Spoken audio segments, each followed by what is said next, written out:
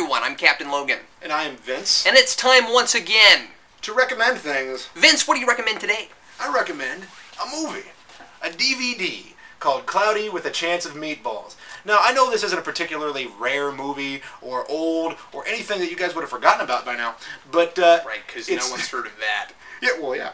Of course they haven't. But it's a funny movie. Now, I had a severe aversion to seeing this because it's based on a children's book, loosely based on a children's book, and it's nothing in particularly close. Not that I've ever read it, but it's a really cute movie, and that doesn't bother me, and that's surprising.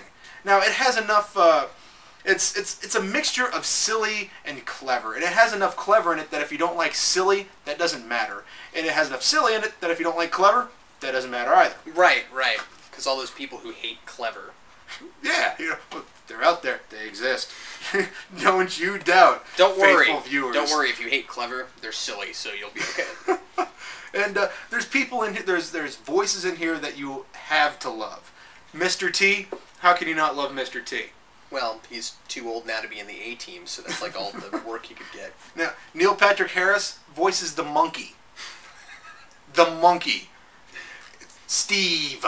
I didn't know that. It's a really funny movie. And I didn't know that because I haven't seen it, not because I don't know what Neil Patrick Harris sounds like.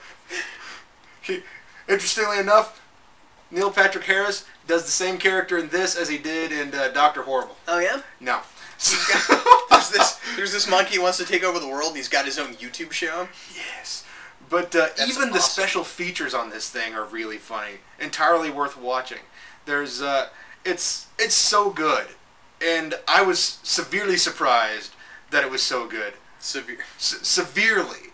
How is a person severely surprised by something? Kind of like, but it was so good. That was severe. And maybe it was only so good because I expected it to be horrible because, after all, it's not Pixar. But there's movies, there's animated movies, and Pixar. Pixar's fantastic. Even their mediocre ones are still good. No, I agree with that. So, but you're saying that was pretty good. This is still good. Wow, excellent. Not as good as Pixar. Well, I forget what studio did that. I have no idea, but I don't want to take the time to look. Sony did the DVD. Yeah. I forget. It's Columbia. Columbia? Yeah. There we go.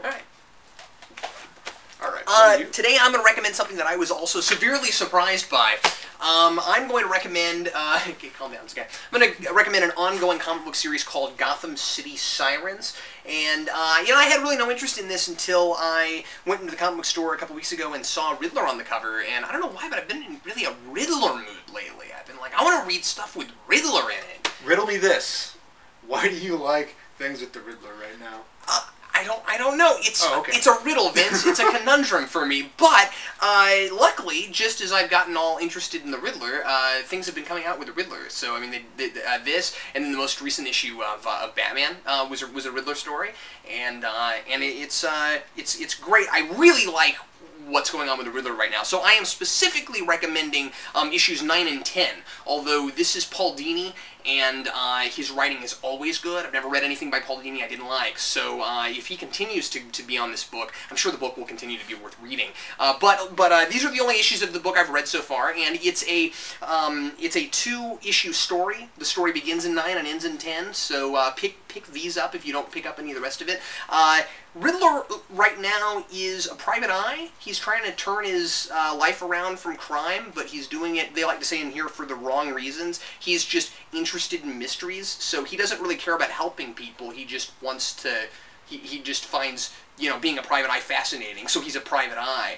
And it's so much fun to follow him in this, because of course the main characters are Harley Quinn, Poison Ivy, and Catwoman, but Riddler kind of plays the protagonist for these 2 issues, and it's so interesting. I'd love to see Riddler get his own monthly. I think he could, as a private eye. Like, Riddler Private Eye would be the coolest monthly.